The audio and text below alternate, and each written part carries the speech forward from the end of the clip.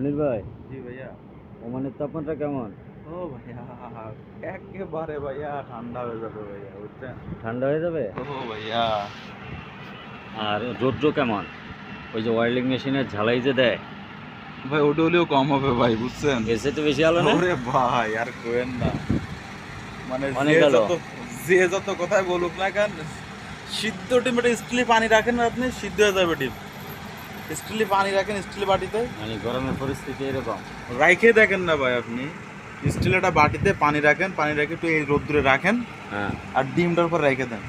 আচ্ছা, ডিম সিদ্ধ সিদ্ধ হয়ে যাবে। না হয় তা আমার বলেন, তা 15 থেকে 20 মিনিটের ভিতরে সিদ্ধ হয়ে যাবে ডিম।